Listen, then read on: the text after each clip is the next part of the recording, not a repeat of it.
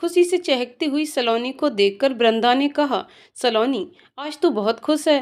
तुझे ऐसे खुश देखकर मुझे बहुत जलन हो रही है। पर जलन क्यों वृंदा दी?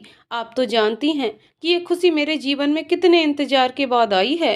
हाँ जानती हूँ सलोनी, पर तेरे जीवन में आई तो सही। कहकर वृंदा रुआंसी हो उठी। ये क्या दी, आप ये रोना धोना बंद कीजिए, वरना अभी हमारे घर वाले आएंगे तो आपको इस तरह से रोता हुआ देखकर क्या सोचेंगे। कहकर सलोनी जाने के लिए उठी ही थी कि उसकी ताई जी आ गईं और वृंदा से बोली, वृंदा बेटा, तू परेशान मत हो, इसकी खुशियां ज्यादा दिन नहीं ठहरने वाली, बस कुछ ही दिन की मेहमान है, फिर तू देख लेना, आ जाएगी तेरी तरह टेसुए बहाते हुए एक दिन। ऐसा क्यों बोल रही हो माँ? मुझे ना मिली ना सही, कम से कम सलोनी को आशीर्वाद तो दो कि इसके जीवन में हमारे हिस्से की भी खुशियां आए।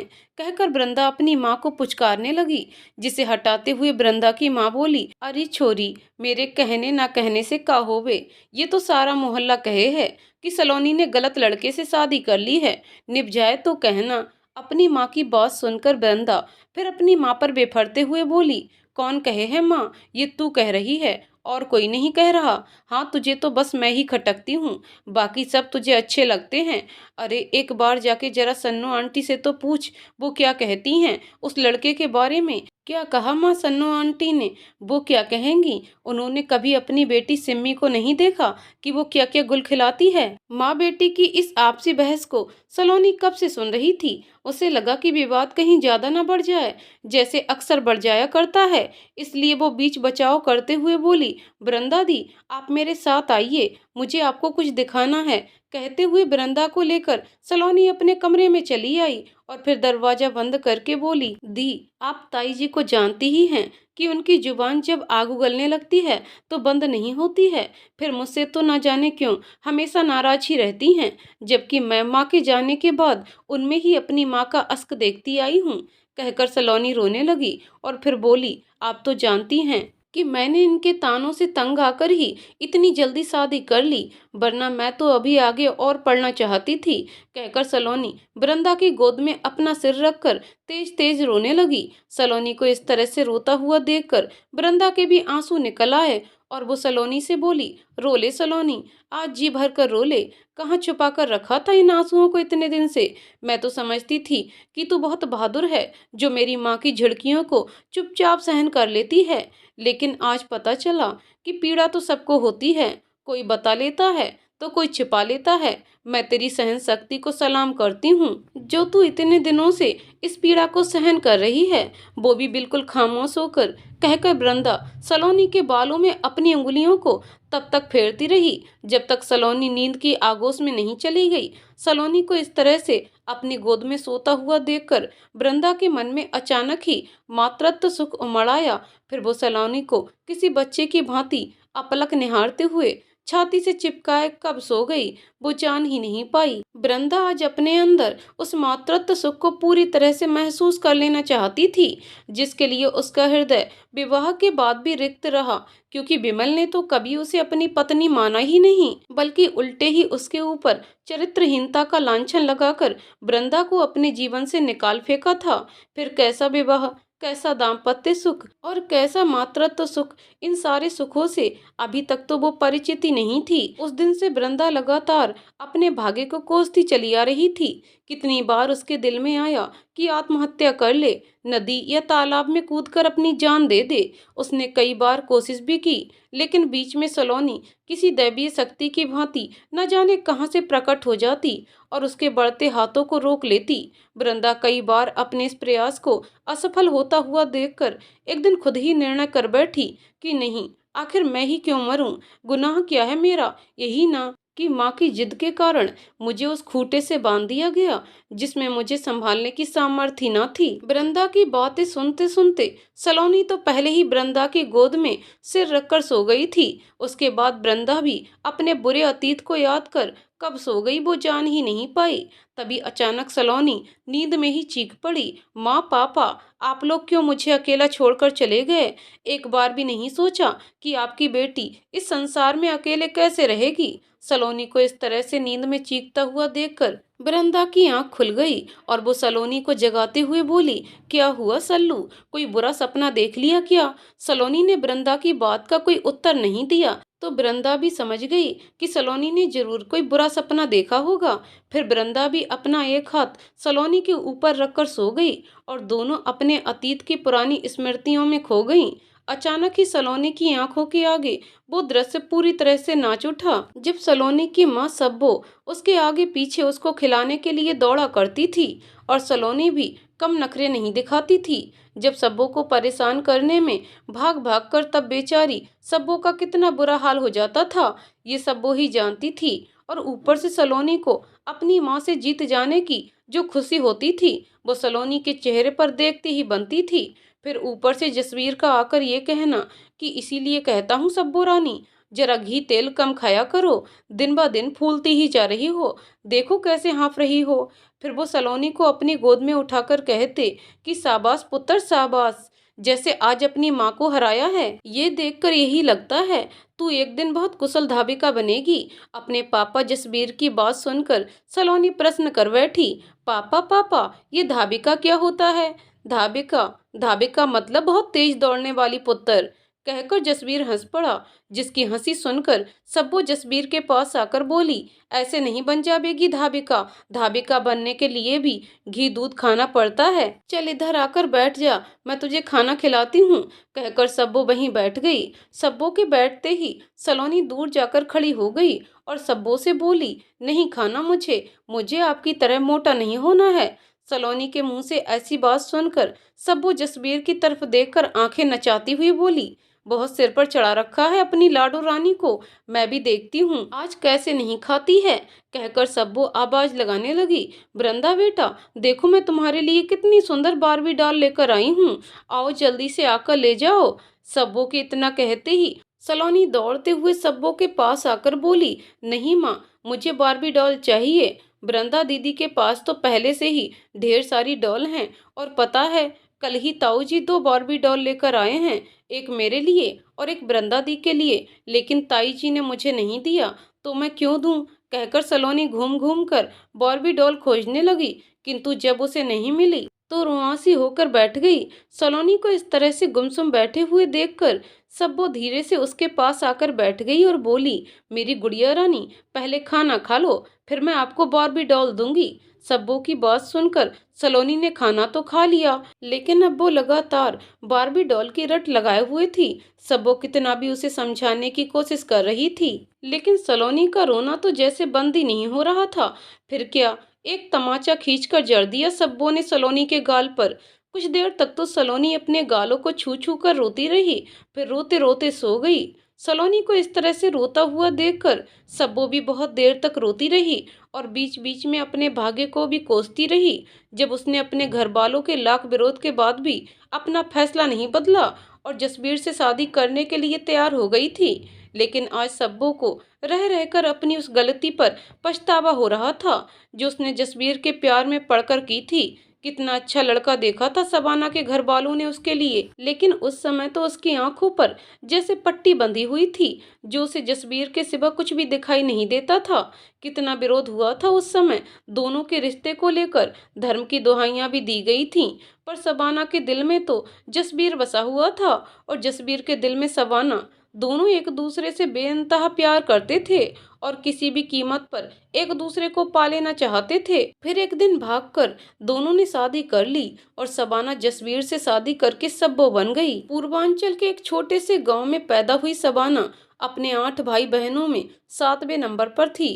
पिता की आर्थिक स्थिति भी कोई अच्छी नहीं थी, बस ठीक ठाक ही थी, जिसमें परिवार गुजारा भर हो पाता था। सबाना की मां नरगिस एक पढ़ी लिखी महिला थीं और अपने बच्चों को भी अच्छी शिक्षा दिलाना चाहती थीं, किंतु पारिवारिक जिम्मेदारियों की वजह से कहीं बाहर जाकर काम नहीं कर सकती थीं।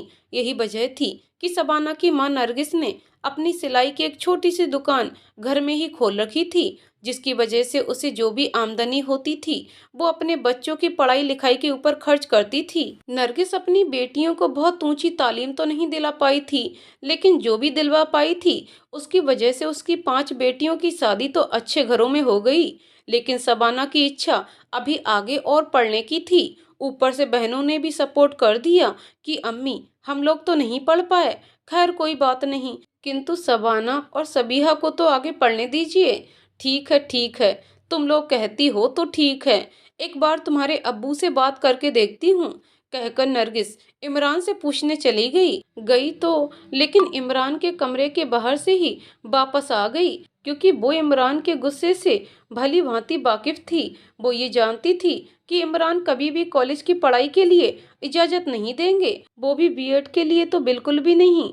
कोई गर्ल्स कॉलेज भी तो आसपास नहीं था, इसलिए आगे की पढ़ाई के लिए उन्हें शहर ही भेजना पड़ता था, जिसकी यहाँ कतई गुंजाइश नहीं थी। फिर सबाना क्या, गांव की बहुत सी लड़कियों के लिए इंटरमीडिएट की शिक्षा के बाद आगे पढ़ने की कतई गुंजाइश नहीं थी, चाहे वो किसी भी वर्ग की हो या साधन संपन्न हो, क्योंकि यहाँ के ज्यादातर लोगों का यही मानना था कि लड़कियां लड़कों के साथ पढ़ेंगी तो खराब हो जाएंगी। यही वजह थी कि इक्का दुक्का लड़कियां ही जो साधन संपन्न थीं, अपने निजी वाहनों द्वारा कॉलेज जाया करती थीं, वो भी अपने किसी न किसी संरक्षक के साथ, क्योंकि ये गांव पूर्वांचल का बहुत ही पिछड़ा हुआ गांव था, जहां ज्यादातर लोगों की मानसिकता को बदलना किसी के बस की बात नहीं थी। लेकिन कहा जाता है कि जहां जितना ही प्रतिबंध लगाया जाता है, व्यक्ति उतना ही जानने का प्रयास करता है। फिर ये गांव भी इन चीजों से अछूता ना था।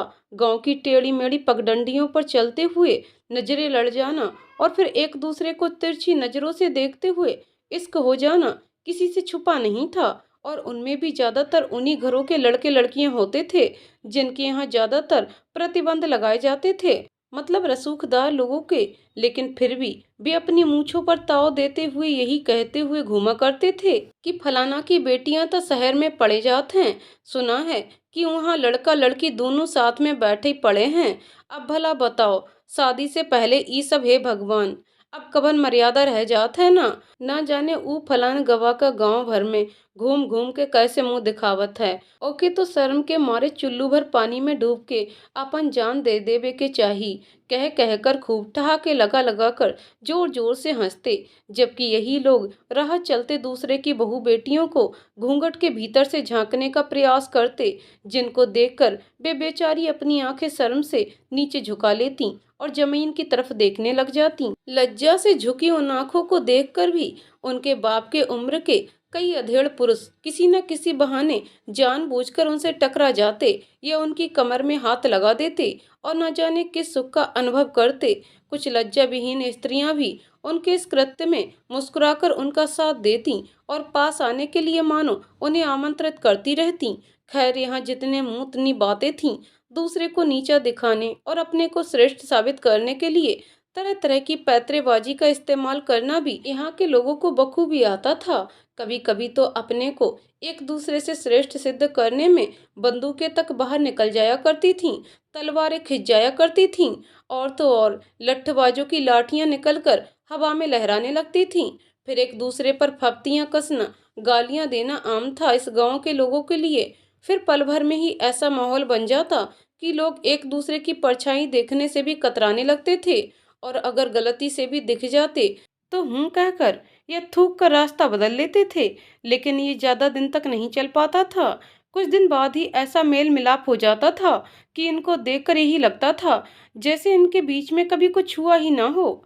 थोड़ी देर बाद जैसे ही नरगिस अपनी बेटियों के पास आई, सब उतावली होकर पूछने लगीं, अम्मी क्या कहा अब्बू ने?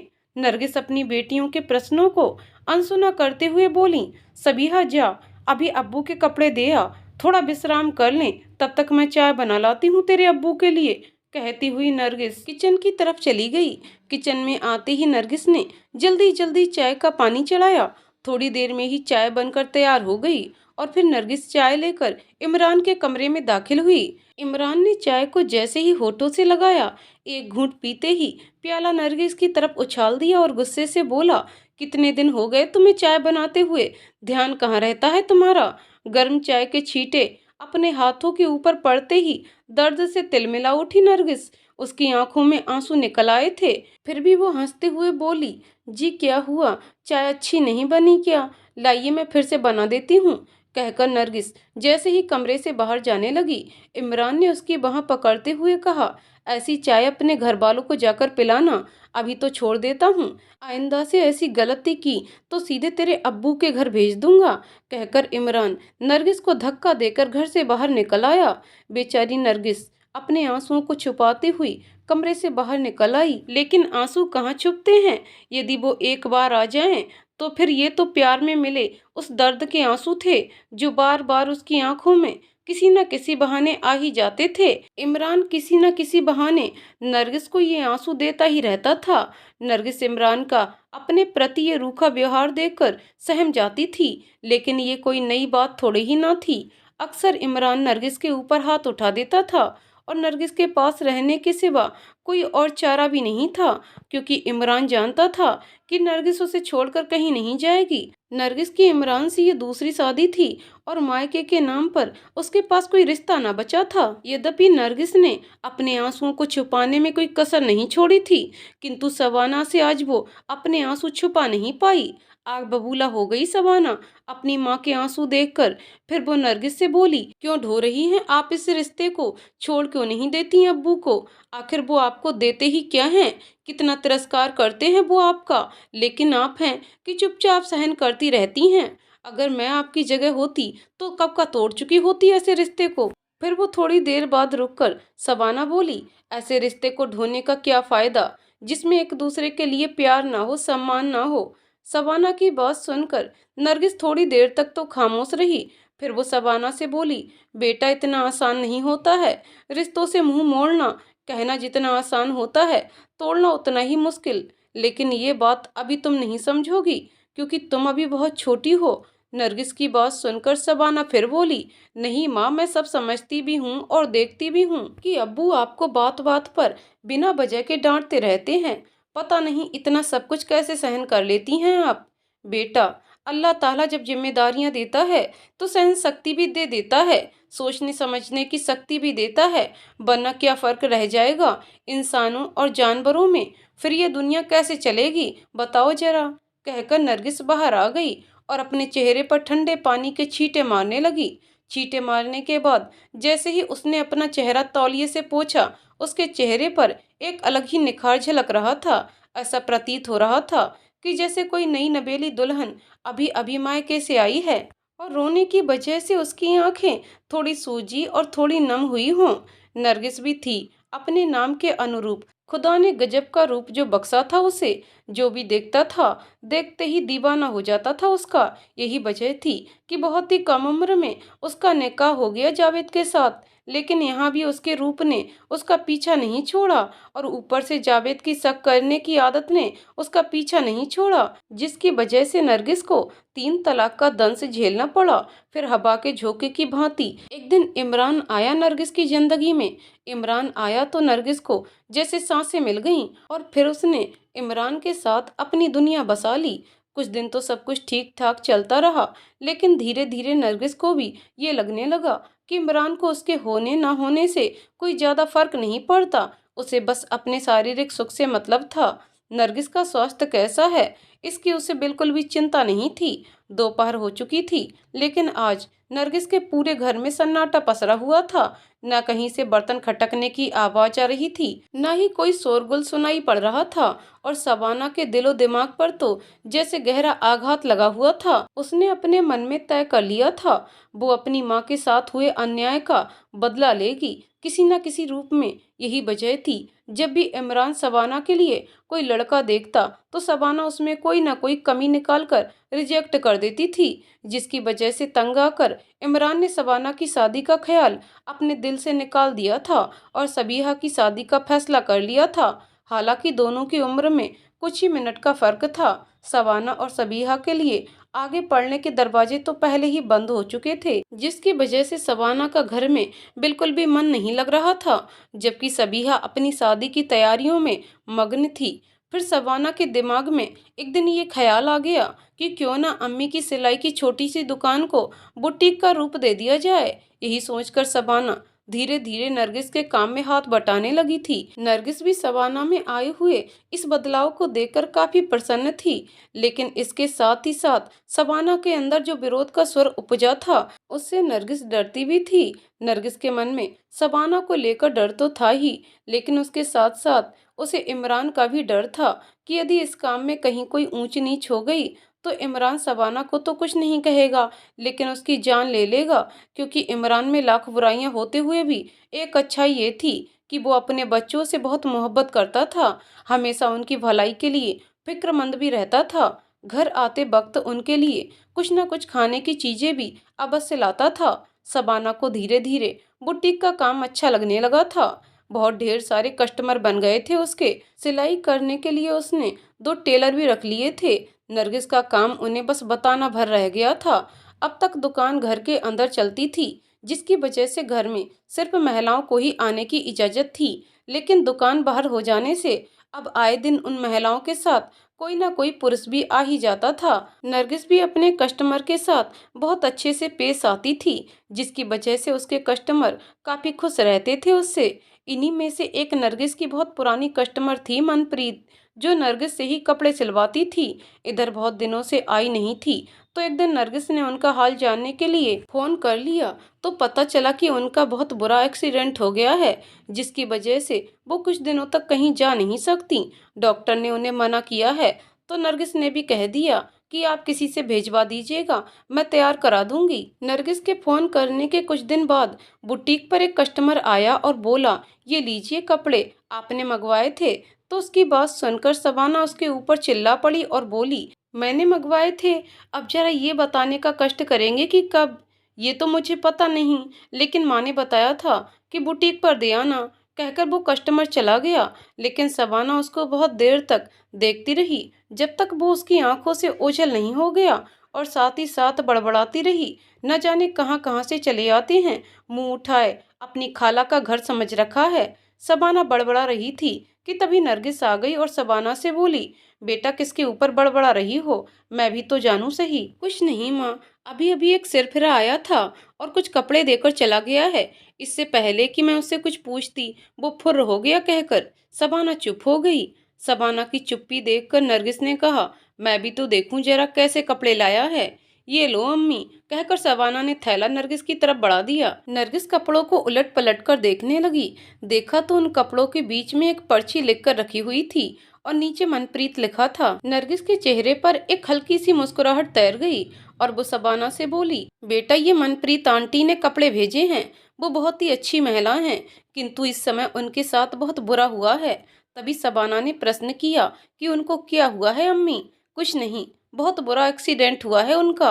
वो तो बेचारी बाल बाल बच गई हैं, वरना तौबा तौबा न जाने क्या हो जाता।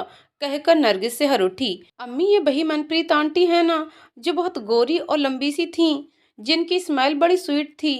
नरगिस की बात सुनकर शबाना ने पूछा, हाँ बेटा वही हैं, खुदा उन्हें जल्दी से ठीक करे, आमीन।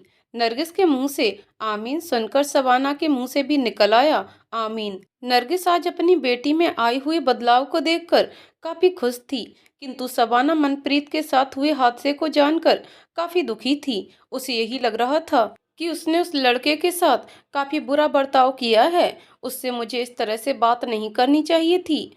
फिर वो थोड़ी देर रुककर बोली, जब वो कपड़े लेने आएगा तो उससे माफी मांग लूंगी।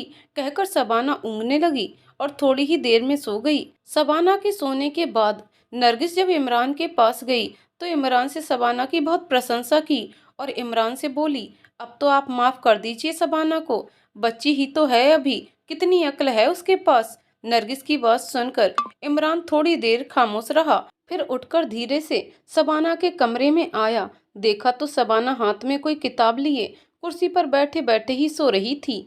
इमरान ने जब शबाना को इस हाल में देखा तो उसे अपने फैसले पर बड़ी ग्लानि महसूस हुई। उसे लगने लगा कि वो अपने सभी बच्चों को तो उच्च शिक्षा नहीं दिला पाया, लेकिन शबाना को तो दिला ही सकता है। इसलिए वो शबाना को बिना जगाए उसके रूम से बाहर निकल आया और नरगिस से आकर बोला, नरगिस मैं मानता हूँ कि मैंने आज तक तुम्हें बहुत दुख दिए हैं, लेकिन आज मैंने जो फैसला किया है उसे सुनकर तुम खुश हो जाओगी। इमरान को आज इतना खुश देखकर नरगिस बोली, क्या बात है जो आज आप इतने खुश नजर आ रहे हैं? आखिर शबाना ने ऐसा क्या कह दिया? या खुदा, हमारी खुशियों को सबकी बुरी नजरों से बचाना, कहकर नरगिस नतमस्तक हो गई उस जगत नियंता के आगे, जिन्हें कोई भगवान कहता है, अल्लाह कहता है, ईश्वर कहता है, खुदा कहता है। नरगिस की इस प्रार्थना में इमरान ने भी आज उसका साथ दिया और नरगिस से बोला, देखना नरगिस, मैं कल ही शहर जाकर शबाना का किसी अच्छे कॉलेज में एडमिशन करवा देता हूँ। उसे जब तुम खाने के लिए जगाना तो ये बता देना कि कल जरा जल्दी से तैयार हो जाएगी, अब्बू के साथ शहर जाना है, और हाँ, साथ में अपने जरूरी कागजात वगैरह भी ले लेगी। कहकर इमरान सोने चला गया। इमरान के जाने के बाद नरगिस ने सबीहा और आसिफ को शबाना को जगाने के लिए भेजा।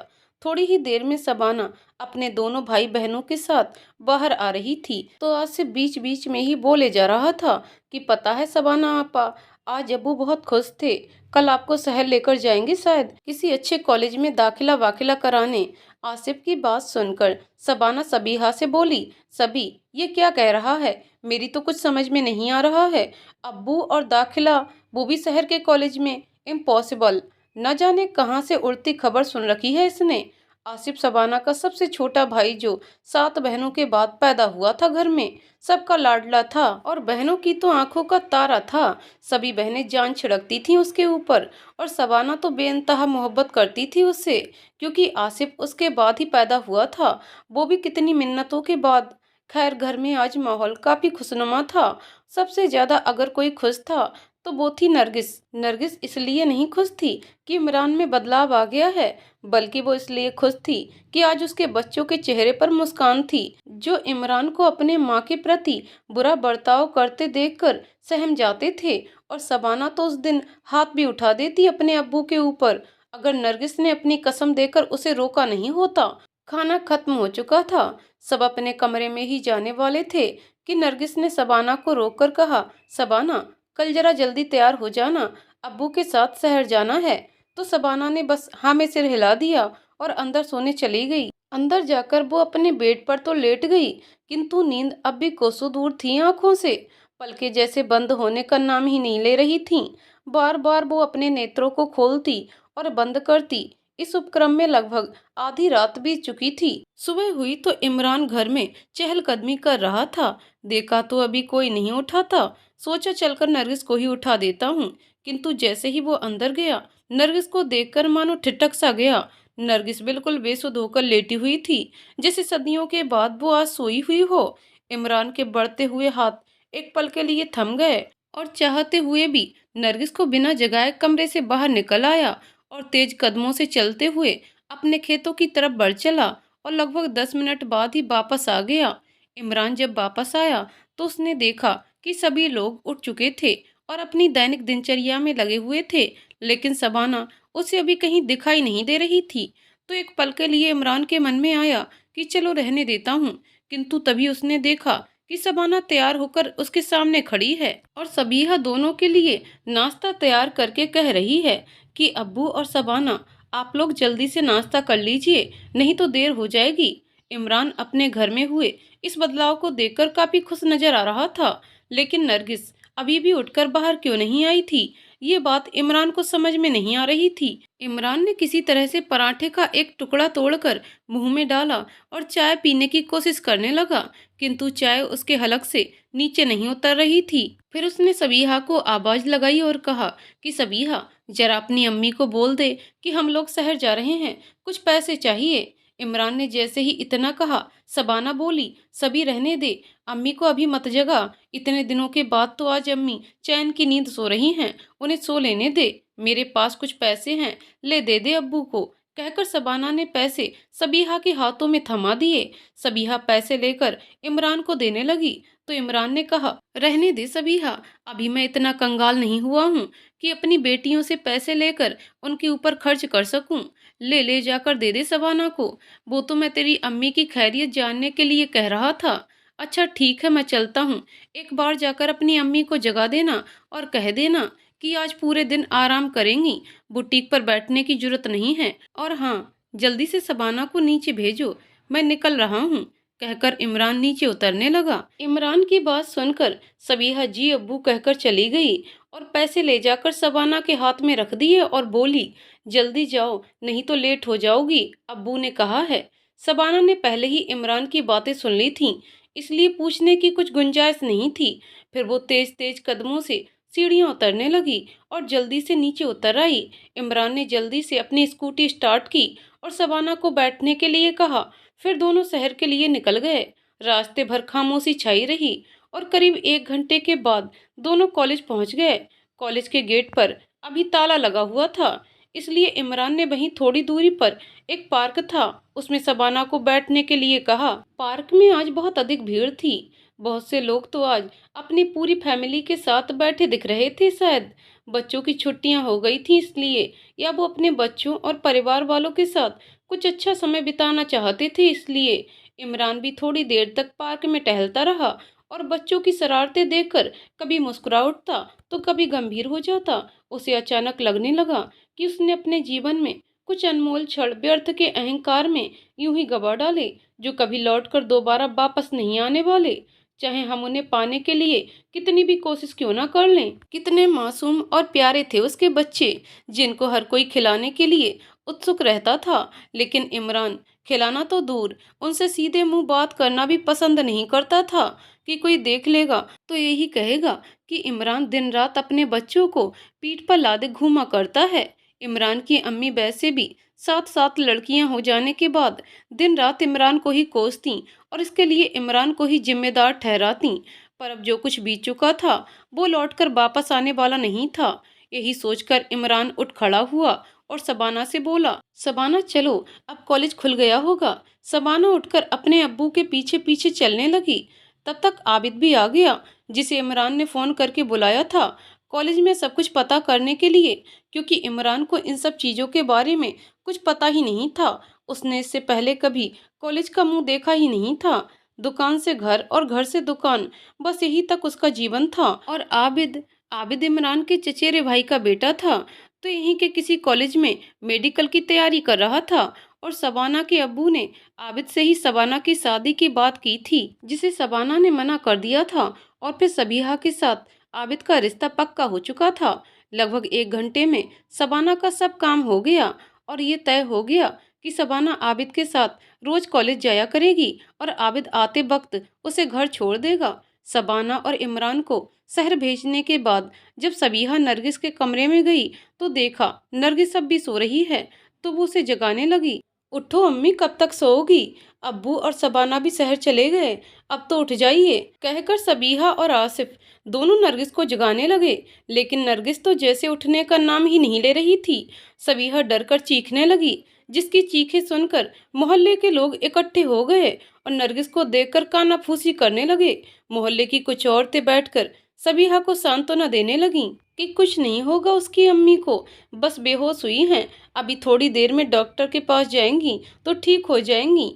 अपनी अम्मी को बेहोश जानकर सबीहा जल्दी से दौड़कर पानी लेकर आ गई और नरगिस के ऊपर पानी के छींटे मारने लगी। लेकिन पानी के छींटे मारने के बाद भी नरगिस के शरीर में कोई हरकत नहीं हुई, तो सबीहा ने दौड़कर मोहल्ले के फुरकान चाचा के पैर पकड़ लिए और उनसे रोते हुए बोली, फुरकान चाचा, जल्दी से हमारी अम्मी को अस्पताल ले चलिए, मैं आपका ये एहसान जिंदगी भर नहीं भूलूंगी। सबीहा की बात सुनकर फुरकान चाचा ने कहा, बेटा सब्र और दुआ करो, अब ऊपर वाला ही कोई चमत्कार कर सकता है, कहकर एक कदम पीछे खिसक कर खड़े हो गए। तभी इमरान के चचेरे भाई, जो गांव से ही थोड़ी दूरी पर कस्बे में रहते थे, खबर पाकर दौड़ते हुए इमरान के घर आए तो देखा नरगिस की सांसें उखड़ चुकी थीं। फिर भी वो एक बार नरगिस को डॉक्टर के यहाँ ले जाकर तसल्ली कर लेना चाहते थे, इसलिए उन्होंने अपनी पत्नी और सबीहा को साथ लिया और नरगिस को लेकर अस्पताल की तरफ बढ़ चले। लेकिन मासूम आसिफ की चीत्कार सुनकर उनका कलेजा फटा जा रहा था। रास्ते में ही उन्होंने इमरान को फ़ोन किया कि इमरान भाई, भाभी की तबीयत ठीक नहीं है, आप फौरन घर चले आइए। तो इमरान ने फ़ोन पर ही कहा कि भाई शकील भाई, आप उन्हें फौरन लेकर अस्पताल पहुंचिए, मैं भी इधर से पहुंच रहा हूं। कहकर अपनी स्कूटी को तेज गति से चलाने लगा। शबाना ने बीच बीच में कई बार पूछा, लेकिन इमरान ने उसकी बातों का कोई उत्तर नहीं दिया। ऊपर से शबाना का दिल अंदर ही अंदर ये सोचकर बैठा जा रहा था कि न जाने किसकी तबीयत खराब है, अब्बू आखिर किससे बातें कर रहे थे। और इमरान इमरान के दिल में तो जैसे इस समय तूफान मचा हुआ था, जो नरगिस की यादों को अपने साथ बवंडर बनाकर चल रहा था। तभी एकाएक उसे लगा कि जैसे नरगिस कह रही हो कि बस यहीं तक मेरा साथ दोगे, आगे नहीं चलोगे, आओ मैं तुम्हारा इंतजार कर रही हूँ मेरे सरताज। फिर वो बाहें फैलाकर इमरान को बुलाने लगी। इमरान नरगिस की बातें सुनकर अपना हाथ नरगिस के हाथों में देते हुए कहने लगा कि मैं आ रहा हूँ नरगिस, मैं आ रहा हूँ। तभी उसकी स्कूटी का बैलेंस बिगड़ गया और सामने से आ रहे ट्रक ने ऐसी टक्कर मारी कि इमरान का सिर वहीं धड़ से अलग होकर छिटक कर दूर जा गिरा। और शबाना को भी बहुत ज्यादा चोटें आई थीं, जिसे कुछ लोग उठाकर अस्पताल ले गए थे, जहां वो जिंदगी और मौत के बीच में झूल रही थी। शकील अभी अस्पताल पहुंचा ही था कि तब तक उसे इमरान के साथ हुए हृदय विदारक घटना की सूचना मिली, जिसे सुनकर शकील कहने लगा, अल्लाह, तूने कुछ तो रहम किया होता इन बच्चों पर। अब बता तेरी क्या रजा है। थोड़ी ही देर में नरगिस की मौत को भी डॉक्टर ने क्लियर कर दिया। अब सबों का पोस्टमार्टम होना बाकी था, जिसे कराने से शकील ने इनकार कर दिया। शकील जब दोनों सबों को लेकर गांव पहुंचा तो पूरे गांव में हाहाकार मच गया। एक तरफ जहां नरगिस को देखकर कुछ लोग अपनी शोक संवेदना व्यक्त कर रहे थे, तो वहीं कुछ लोग इमरान और नरगिस दोनों की अचानक हुई मौत पर चिंता व्यक्त कर रहे थे और उनके बच्चों के भविष्य को लेकर भी चिंतित थे। थोड़ी ही देर में इमरान और नरगिस की सभी बेटियां भी आ गई थीं और उनके सारे रिश्तेदार भी आ गए थे। माहौल बड़ा ही गमगीन हो गया था। आखिर अभी दोनों की उम्र ही कितनी थी, यही कोई 45-47 के आसपास। वो तो दोनों की बहुत कम उम्र में शादी हो गई थी, जो इमरान और नरगिस अपनी 5 बेटियों की शादी कर पाए। इमरान की बूढ़ी माँ यही कहते हुए अपना माथा पीट रही थी कि अगर बुलाना ही था तो हमें बुला लेते, हमारे बच्चों ने ऐसा कौन सा गुनाह कर दिया जो इन्हें इतनी बड़ी सजा दे दी। अगले दिन जब शबाना को होश आया तो उसने सबसे पहले अपने अब्बू के बारे में पूछा, लेकिन वहाँ किसी ने शबाना को कुछ नहीं बताया, बस यही कहा कि आपके अब्बू ठीक हैं, अभी आप उन्हें नहीं मिल सकती। इमरान और नरगिस के घर के बाहर काफी भीड़ लगी हुई थी, दोनों को मिट्टी देने की तैयारियां चल रही थीं। तभी एक एम्बुलेंस आकर वहां रुकी तो उसे सभी लोग आश्चर्य से देखने लगे और मन ही मन आशंकित भी होने लगे। तभी उसमें से 2 नर्स निकली, फिर स्ट्रेचर निकला और उस पे एक लड़की को लिटाकर अंदर लेकर आने लगी।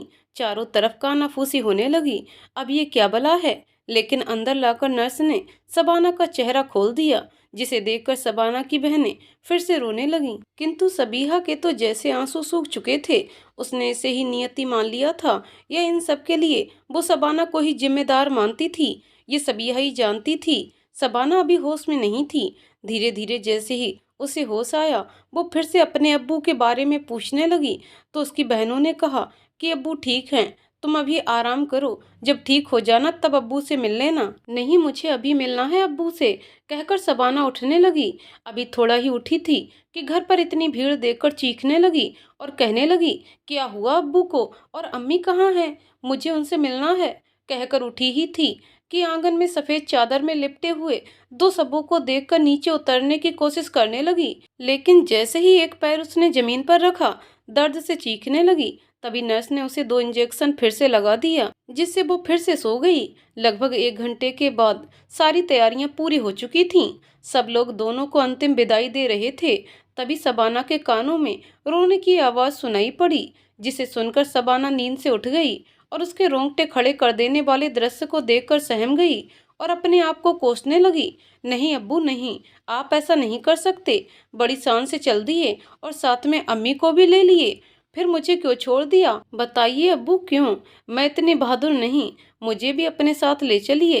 कहकर शबाना ने स्ट्रेचर से अपने आप को नीचे गिरा लिया और खिसकती हुई अपने अब्बू अम्मी के पास आने लगी। नर्स उसे देखकर उठाने के लिए आगे बढ़ी तो शबाना ने उसे अपने पैरों से नीचे गिरा दिया।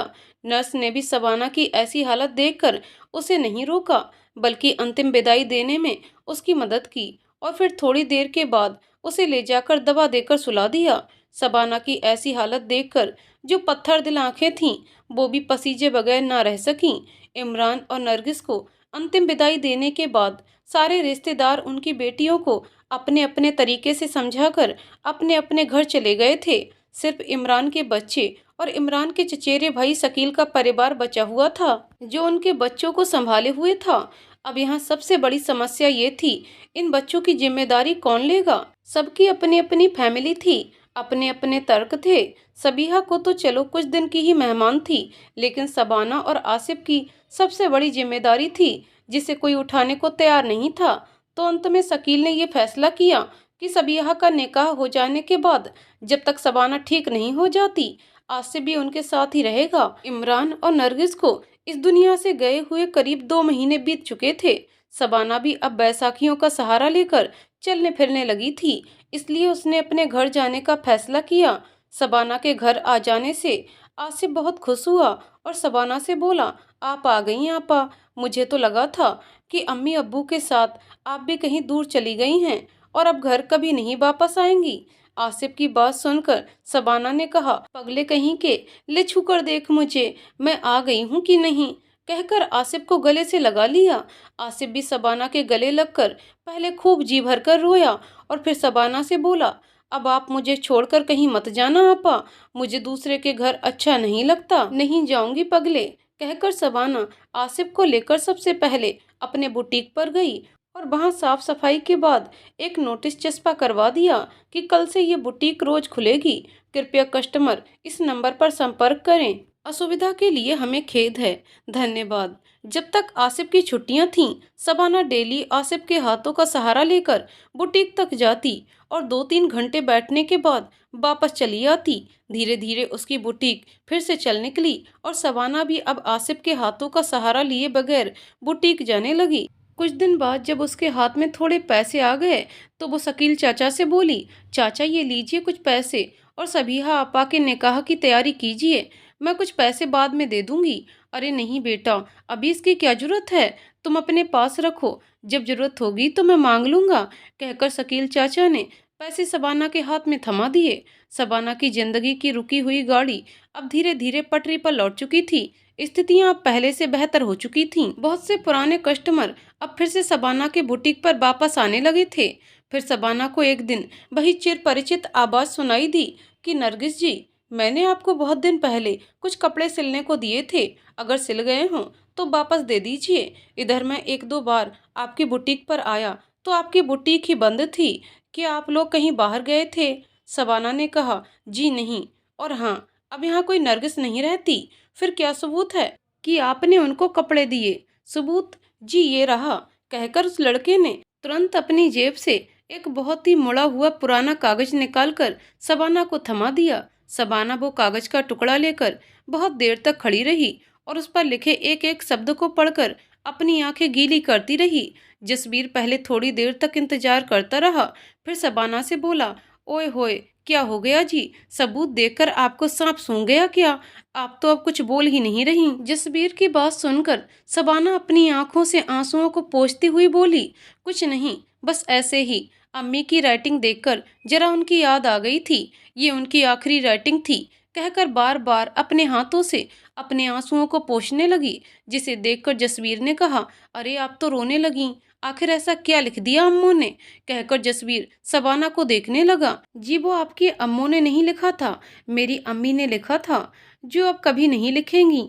एक काम कीजिए, आप अभी जाइए, मैं बाद में चेक करके बता दूंगी कि आपके कपड़े तैयार हैं कि नहीं, कहकर शबाना फिर से अपने आंसुओं को पोंछने लगी। लेकिन अब वो बहे जा रहे थे, जिनको रोकने के सारे प्रयास असफल रहे थे। आंसुओं की एक विशेषता होती है कि ये कोई मौका, समय या स्थान नहीं देखते, ये सिर्फ भाव देखते हैं। और जरा सा भी मन जब कभी भी कहीं भी भावुक होता है तो ये उमड़ पड़ते हैं अपने पूरे वेग के साथ, जिनको रोकना आसान नहीं होता। फिर जब पूरी तरह से मन शांत हो जाता है तो ये अपने आप ही बंद हो जाते हैं। शबाना के साथ भी इस समय यही हो रहा था। उसे आज रह रहकर अपनी अम्मी की एक एक बात याद आ रही थी, जो उसके मन को व्यथित कर रही थी। तभी जसबीर ने फिर कहा, क्या कहा? मेरे कपड़े? मेरे कपड़े नहीं हैं, वो मेरी अम्मू के हैं। शबाना ने उसकी बात सुनकर फिर कहा, हाँ मेरा मतलब वही था, वो गलती से मुंह से निकल गया। कहकर शबाना अंदर जाकर बैठ गई और एकदम से मन ही मन बड़बड़ा उठी कि न जाने कैसे कैसे लोगों से पाला पड़ जाता है। सुबह सुबह चले आते हैं मुंह उठाए, न ही इनके अंदर कोई दया का भाव है, न ही कोई बात करने का ढंग। इन्हें तो ये भी नहीं पता कि किस जगह पर किस तरह से बात करना चाहिए। शबाना मन ही मन बड़बड़ा रही थी कि जसबीर ने फिर कहा, आपने कुछ कहा क्या? जी नहीं, आप यहीं थोड़ी देर बैठिए, मैं अभी आती हूँ। कहकर शबाना ने अपना पर्स उठाया और लंबे लंबे डग भरती हुई वहां से चली गई। शबाना को इस तरह से गुस्से में जाता हुआ देखकर जसबीर ने वहां बैठे टेलर से कहा कि लगता है आपकी नरगिस मैडम के नाक पर ही गुस्सा रखा रहता है, हमेशा गुस्से में ही रहती हैं क्या? जसबीर की बात सुनकर टेलर ने कहा, नहीं भैया, आप गलत समझ रहे हैं, ये नरगिस मैडम नहीं हैं, उनको मरे तो आज 2 महीने पूरे हो गए हैं। ये तो उनकी बेटी शबाना मैडम है, जो उनके जाने के बाद थोड़ी चिड़चिड़ी हो गई है। वो भी क्या करें, बेचारी ने इतनी ही उम्र में माँ बाप दोनों को खो दिया, ऊपर से घर की जिम्मेदारी अलग। टेलर की बात सुनकर जसबीर के मुंह से अचानक ही निकला, ओह तो ये बात है, मैं तो कुछ और ही समझ रहा था। अच्छा भाई, जो भी कहा सुना होगा, माफ कर देना मुझे। सुनकर बड़ा दुख हुआ। अच्छा अब मैं चलता हूँ, कहकर जसबीर चला गया। घर आया तो जसबीर बड़ा उदास था। एक दो बार मनप्रीत ने पूछा तो कोई जवाब नहीं दिया। फिर थोड़ी देर बाद वो मनप्रीत से बोला, अच्छा अम्मू ये बताइए, आप नरगिस आंटी को जानती हैं? नरगिस बेटा, तुम उसी नरगिस की तो बात कर रहे हो जो बुटीक चलाती है। बेचारी बहुत ही अच्छी महिला है, बहुत मेहनत करती है, और पता है सबसे अच्छी बात क्या है उनकी, बड़े अच्छे से मिलती हैं तो बात करती हैं। अब मेरे एक्सीडेंट के बारे में जैसे ही उन्हें पता चला, उन्होंने कहा कि भाभी जी आप परेशान मत होइए, बस कपड़े भिजवा दीजिए, मैं अपने हिसाब से कर दूंगी। लेकिन ये बता, तू क्यों पूछ रहा है उनके बारे में, कोई बात है क्या? अम्मो अब वो नहीं रही। अपने बेटे जसबीर के मुंह से नरगिस के बारे में सुनकर अचानक ही मनप्रीत के मुंह से निकला, क्या? फिर मनप्रीत नरगिस के बारे में ही सोचने लगी। अचानक ही जैसे नरगिस का हंसता हुआ भोला चेहरा उपस्थित हो गया उनके सामने। दूध जैसा सफेद रंग, अंडाकार चेहरा, बड़ी बड़ी आंखें और दोनों भौहों के बीच में नुकीली सी नाक और गुलाबी होठों के साथ कमर तक लहराते लंबे बाल किसी को भी अपनी तरफ आकर्षित कर लेते थे। यही वजह थी कि इमरान कभी कभी नरगिस को शक की निगाहों से भी देखता था, जिसका नरगिस ने कई बार मनप्रीत से जिक्र भी किया था। लेकिन इतनी कम उम्र में मौत मनप्रीत को जैसे विश्वास ही नहीं हुआ। फिर वो जसबीर से बोली, बच्चे बड़े अकेले हो गए होंगे फिर तो। अच्छा एक काम करना, कल मुझे ले चलना वहाँ।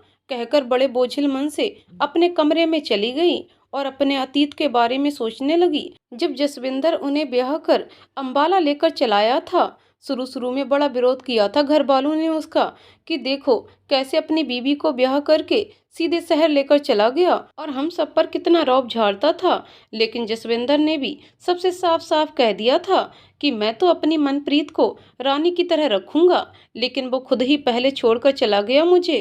कहकर जसबीर रोने लगी। जिस तरह से इंसान की स्वाभाविक प्रवृत्ति होती है दूसरे के दुख से दुखी होना, सुख से सुखी होना, उसी तरह से इंसान की ये भी प्रवृत्ति होती है कि हमें दूसरे का दुख देखकर अपना दुख याद आने लगता है। मनप्रीत के साथ भी इस समय ऐसा ही हो रहा था। उसे नरगिस के साथ साथ आज जसविंदर की भी बहुत याद आ रही थी।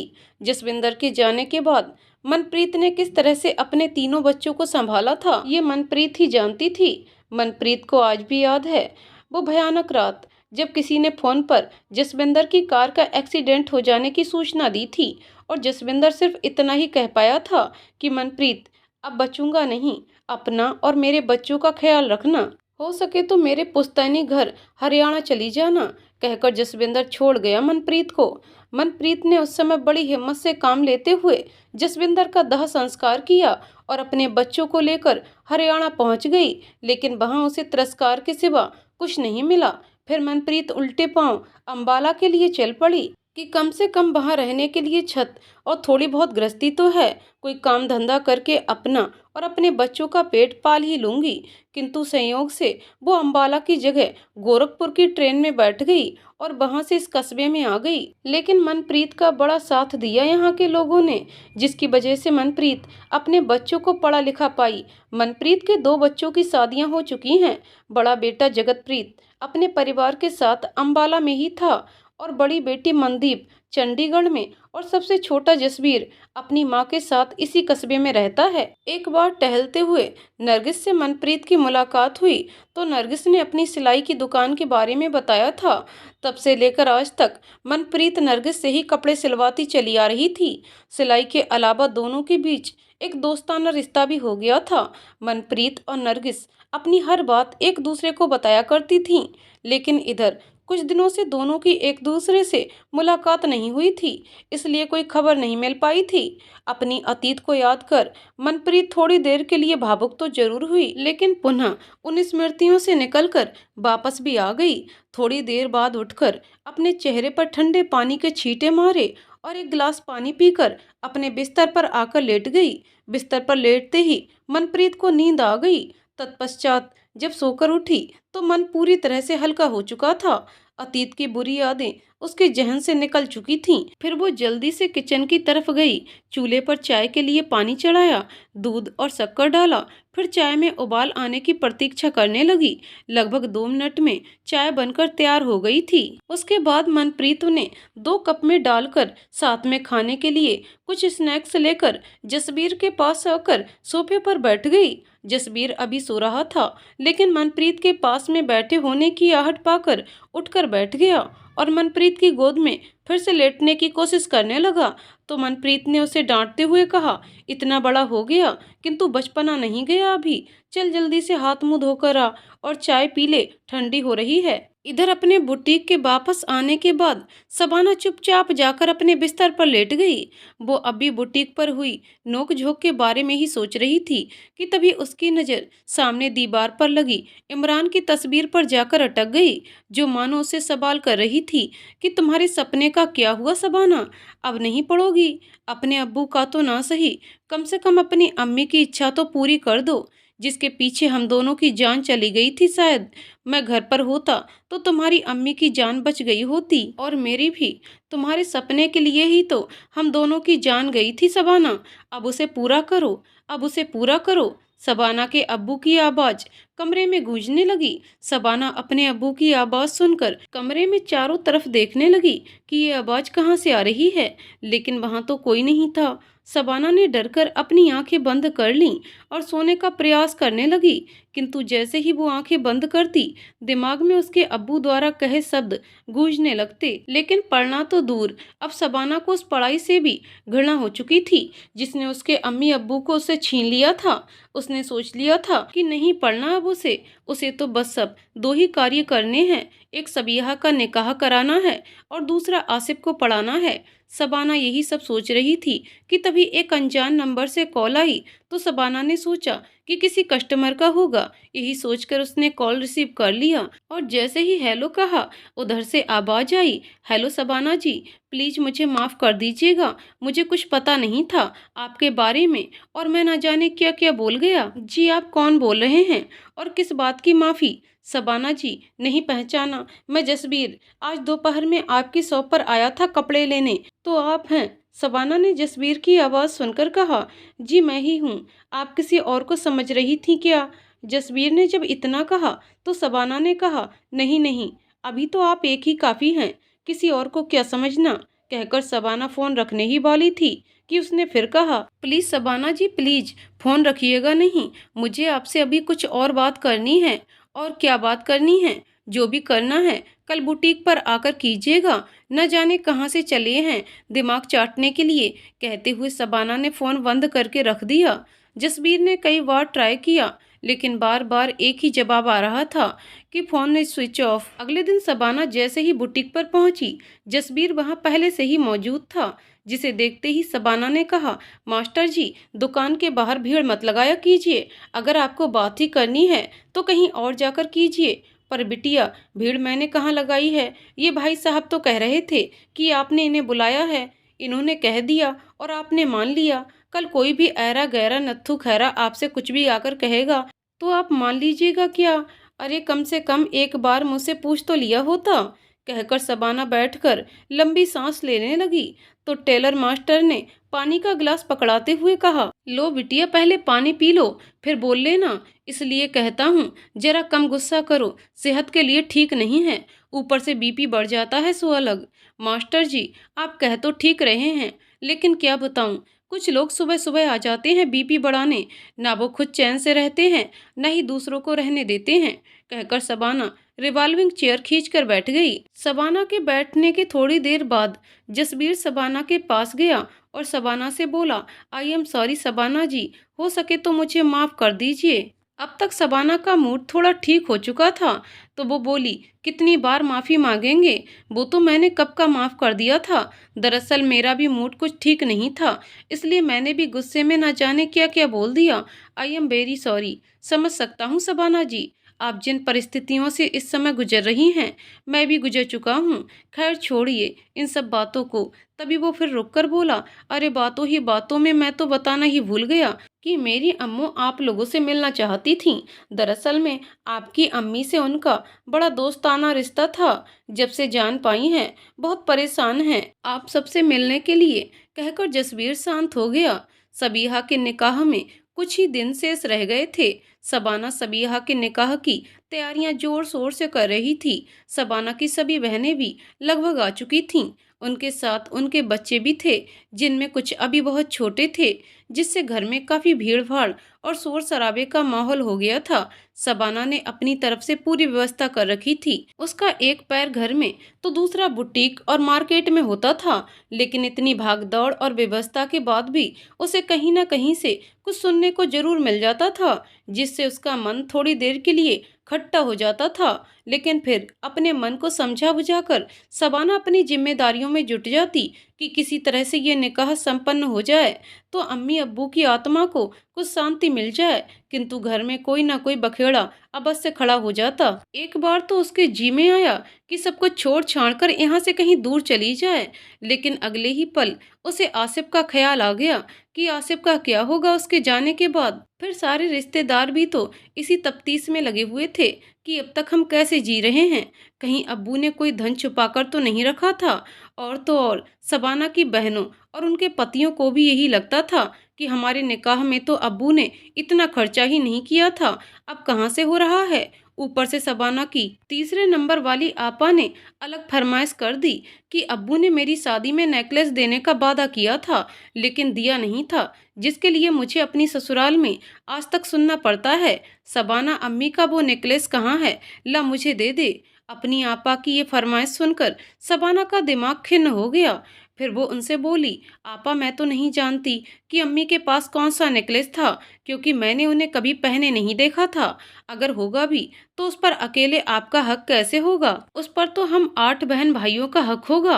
अम्मी अब्बू के जाने के बाद आपने एक बार भी नहीं पूछा कि हम सब कैसे हैं, जिंदा भी हैं या मर गए, घर का खर्च कैसे चलता है। लेकिन नेकलेस चाहिए आपको, जिसे मैंने कभी अम्मी के पास देखा ही नहीं। फिर भी अगर आपको विश्वास ना हो तो सबीहा आपा से पूछ लीजिए। कहकर सबाना दूसरे कमरे में चली गई। सबाना की बात सुनकर उसकी तीसरे नंबर वाली आपा का चेहरा बिल्कुल देखने लायक हो गया था। फिर वो आनन फानन में अपना बैग उठाकर तैयार हो गई जाने के लिए।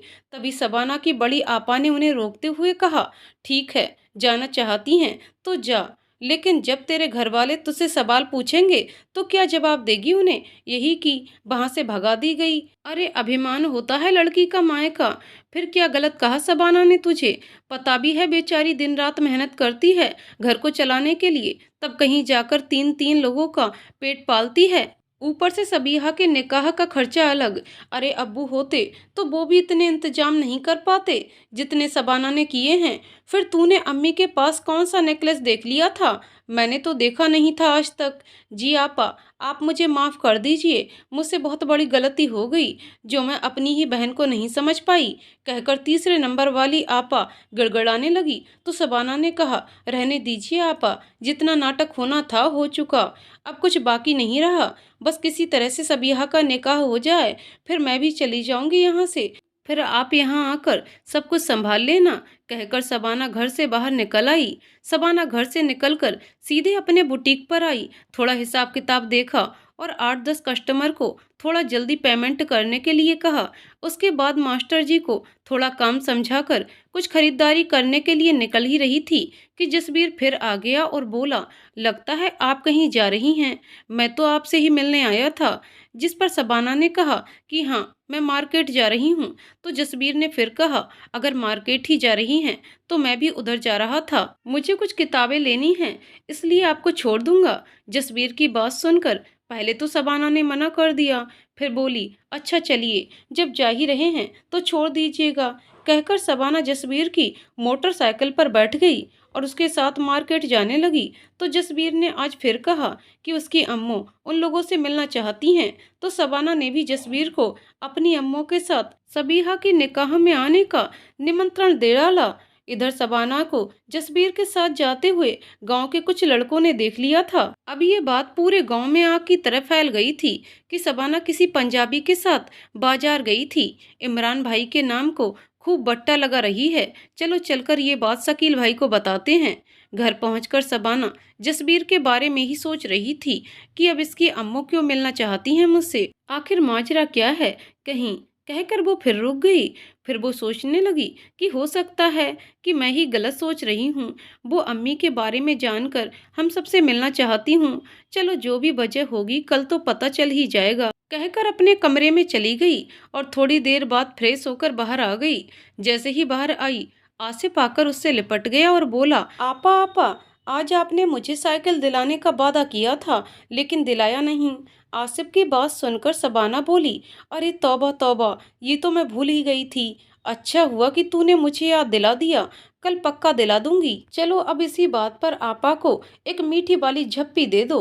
शबाना के इतना कहते ही आसिफ खुश हो गया और उछलकर शबाना की गोद में बैठकर शबाना के गालों को प्यार से चूमने लगा और बीच बीच में पूछता रहा, आपा ये वाली मीठी है कि नहीं। शबाना को भी आज ना जाने कौन सी शरारत सूझ रही थी कि वो बार बार कह रही थी नहीं। मासूम आसिफ जब परेशान हो गया तो बोला, आपा अब नहीं दूंगा, अब साइकिल आने के बाद दूंगा। कहकर शबाना की गोद से उतरकर भाग गया। शबाना भी उसके पीछे पीछे दौड़ने लगी। तभी बीच में सबीहा को देखकर ठिठक गई। तो सबीहा ने कहा, अब इसे तो बख्श दो शबाना, मम्मी अब्बू की जान लेकर अभी तुम्हारा मन नहीं भरा क्या, जो इस मासूम की जान के पीछे पड़ी हो। सबीहा के मुंह से इतने तीखे शब्द सुनकर शबाना तड़प उठी और सबीहा से बोली, सच बताइए आपा, अम्मी की जान किसने ली है। उस दिन ना तो मैं घर पर थी न ही अब्बू थे, तो हो सकता है कि अम्मी की जान आपने ही ली हो। कहकर शबाना चुप हो गई। शबाना की बात सुनकर सबीहा को जैसे सांप सूंघ गया हो। फिर वो कपकपाती आवाज में शबाना से बोली, मैं भला क्यों मारूंगी अम्मी को, कहीं तो पागल पागल तो नहीं हो गई है जो इस तरह की बहकी बहकी बातें कर रही है।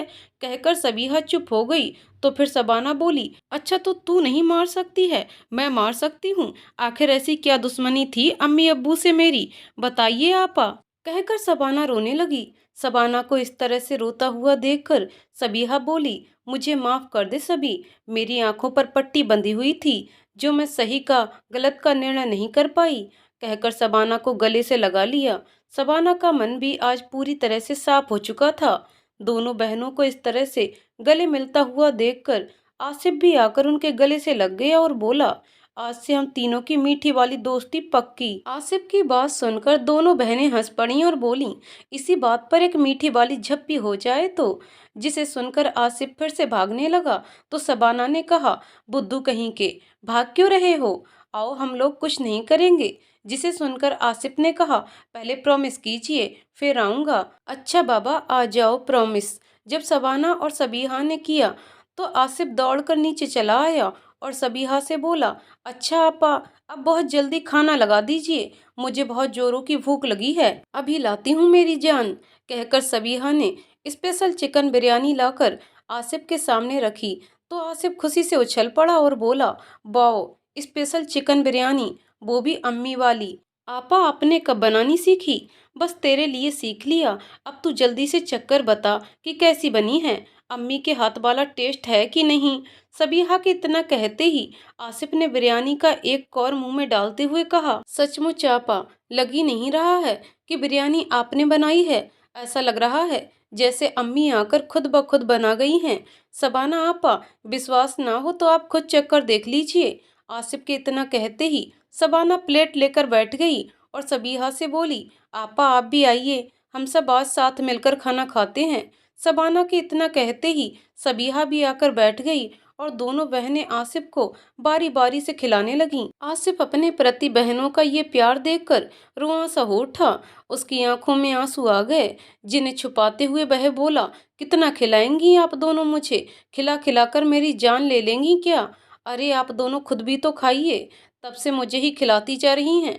कहकर वहां से उठकर सीधे वॉशरूम की तरफ चला गया। इतने में सबाना की सभी बहनें भी आ गईं और बोलीं, अरे वाह भाई वाह, अकेले अकेले बिरयानी उड़ाई जा रही है, हमें भी तो दीजिए। हाँ क्यों नहीं आपा, लीजिए। कहकर सबाना सबको सर्व करने लगी। थोड़ी देर बाद आसिफ जब वॉशरूम से बाहर आया तो उसकी आंखें बिल्कुल लाल थीं, जिसे देखकर सबाना ने भांप लिया था कि आसिफ छोटा है तो क्या हुआ, समझता तो सब कुछ है, दर्द का एहसास उसे भी तो होता है। आज सुबह से ही सबीहा के निकाह की सारी तैयारियां चल रही थीं। घर में बड़ी रौनक थी, हर कोई अपने में व्यस्त दिखाई दे रहा था। सबाना भी बहुत व्यस्त दिखाई दे रही थी। उसका एक पैर घर के बाहर तो दूसरा अंदर रहता था। हर कोई उससे कुछ न कुछ बार बार पूछने चला रहा था, लेकिन उसके बाद भी आज उसके मन में कोई झल्लाहट नहीं थी। शायद जो जिम्मेदारी उसने ली थी उसको पूरा करने का संकल्प ले रखा था उसने। ये अपनी अम्मी से काम करने का हुनर सीख लिया था कि परिस्थितियां चाहे जैसी भी हों, हमें घबराना नहीं चाहिए। दूल्हे आदिब मियाँ भी सफेद शेरवानी में काफी जच रहे थे। ऊपर से ताजे गुलाब के फूलों और सफेद मोतियों की लड़ियों से सजे सहरे से उनकी खूबसूरती में जैसे चार चांद लगा दिए थे। बारात सबीहा के घर के लिए निकल चुकी थी और सबीहा के घर पहुंचने ही वाली थी। सुर्ख लाल रंग के जोड़े में सबीहा भी पार्लर से तैयार होकर आ चुकी थी और गजब की खूबसूरत लग रही थी। जो भी आ रहा था सबीहा और उसके जोड़े की प्रशंसा किए बगैर नहीं जा रहा था और साथ में सबाना की पसंद की भी दाद दे रहा था। खैर थोड़ी ही देर में बारात दरवाजे पर आ गई। आसिफ को आगे करके सबाना और उसकी बड़ी बहनों ने बारात की अगवानी की। तत्पश्चात बारातियों को जलपान कराया गया कि उसके बाद काजी साहब ने निकाह के लिए दूल्हा और दुल्हन को बिठाने के लिए कहा। वैसे तो आदिब ने सबीहा को कई बार देखा था, लेकिन आज लाल रंग के सरारा सूट और दुपट्टे में सबीहा को देखकर आदिब की नजरें नहीं हट रही थीं। फिर काजी साहब ने जैसे ही कहा कि कबूल है तो आदिब ने फौरन बोल दिया, कबूल है।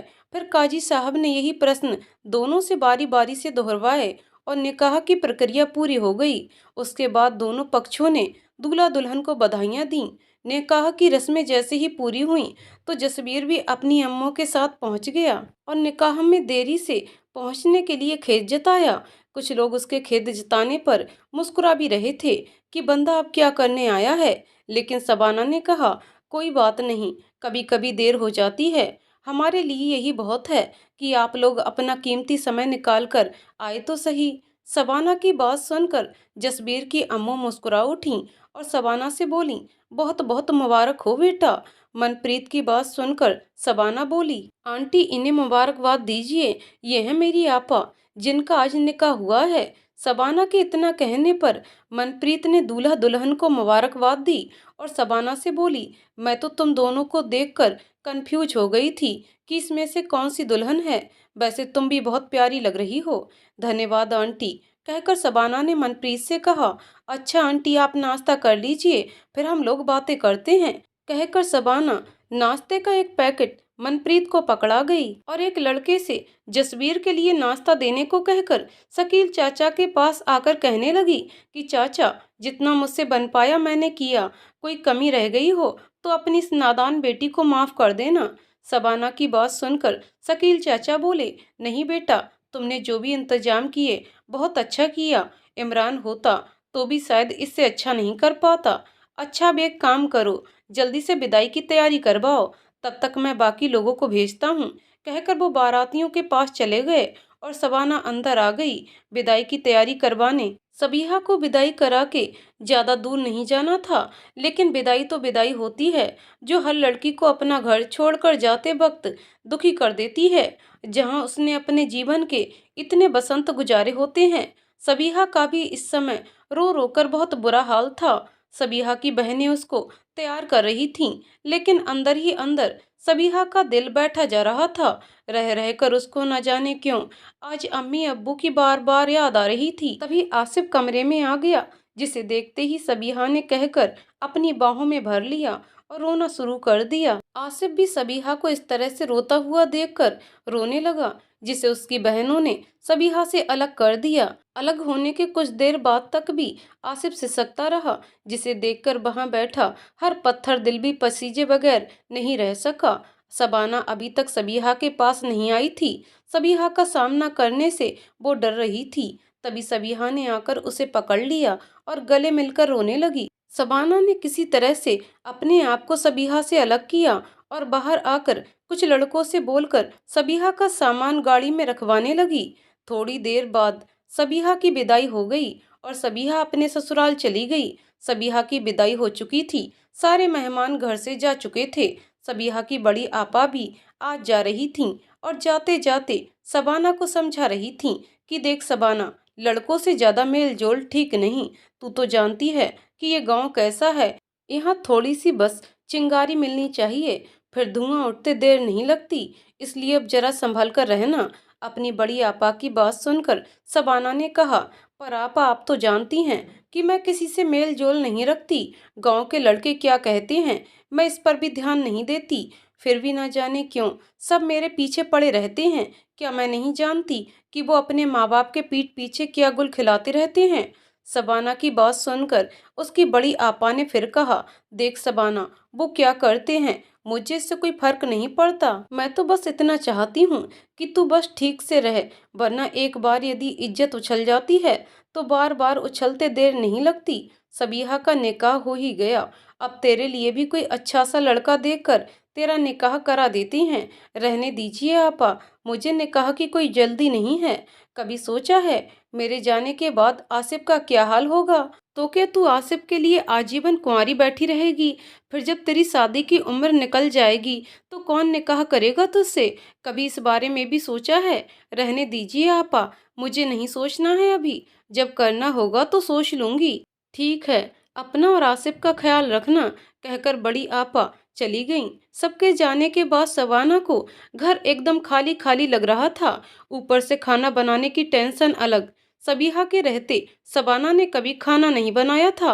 हालांकि उसका खाने का मन तो नहीं था, किंतु आसिफ के लिए उसे खाना तो बनाना था। सबाना यही सोच रही थी कि तभी आबिद और सबीहा आ गए और साथ में खाने का ढेर सारा सामान भी ले आए। आबिद और सबीहा को अचानक देखकर सबाना हैरान रह गई और उसके मुंह से अचानक ही निकल गया, अरे आपा आप, वो भी अचानक? क्या तुझे खुशी नहीं हुई मुझे यहाँ अचानक देखकर? सबाना की बात सुनकर सबीहा ने कहा, नहीं आपा, ऐसी कोई बात नहीं, खुशी तो बहुत हुई, पर आप ऐसे अचानक आ जाएंगी मैंने सोचा नहीं था। हाँ, मैं और आबिद आज शहर गए थे तो रास्ते में पता चला कि बड़ी आपा भी चली गई हैं, तो मैंने सोचा तुझे खाना बनाना तो आता नहीं, इसलिए कुछ लेती चलूं। वो तो ठीक है आपा, पर मुझे अब कुछ ना कुछ बनाना तो सीखना ही पड़ेगा, अपने लिए नहीं तो आसिफ के लिए ही सही।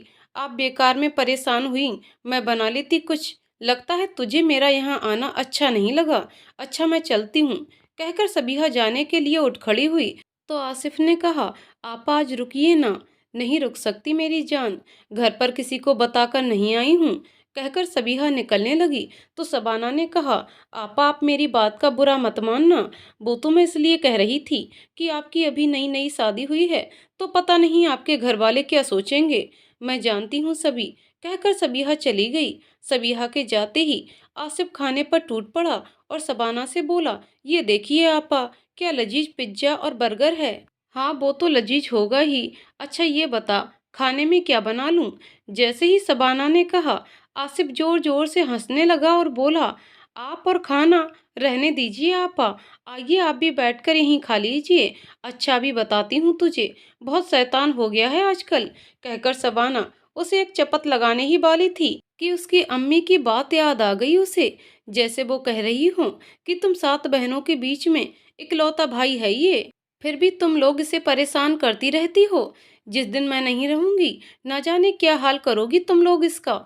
रुक क्यों गई आपा, मार लीजिए ना। बहुत दिनों से अब्बू के हाथों से मार नहीं खाई, इसीलिए थोड़ा शैतान हो गया हूँ। कहकर उसने सबाना के आगे अपना सिर कर दिया। सचमुच तू बहुत शैतान हो गया है, अम्मी के लाड़ प्यार ने तुझे ज्यादा ही बिगाड़ दिया है। सबाना ने आसिफ के गालों को खींचते हुए कहा, अच्छा बहुत दर्द हो रहा है, तुझे एक काम करती हूँ, तुझे कुछ दिनों के लिए बड़ी आपा के पास भेज देती हूँ। जब वो रोज रोज तेरे कान खिंचवाएंगी तो तेरी सारी अक्ल ठिकाने आ जाएगी। रहने दीजिए आपा, मैं ही ठीक हूँ। कहकर आसिफ मुंह बनाकर बैठ गया तो सबाना को भी उसकी मासूमियत देखकर दया आ गई और वो आसिफ से बोली, मैं तो मजाक कर रही थी। आगे की कहानी अगले वीडियो में। तो दोस्तों आपको कहानी कैसी लग रही है हमें कमेंट करके ज़रूर बताइएगा। कहानी पसंद आई हो तो वीडियो को लाइक शेयर करें और चैनल को सब्सक्राइब करें। कहानी को पूरा सुनने के लिए बहुत बहुत धन्यवाद दोस्तों।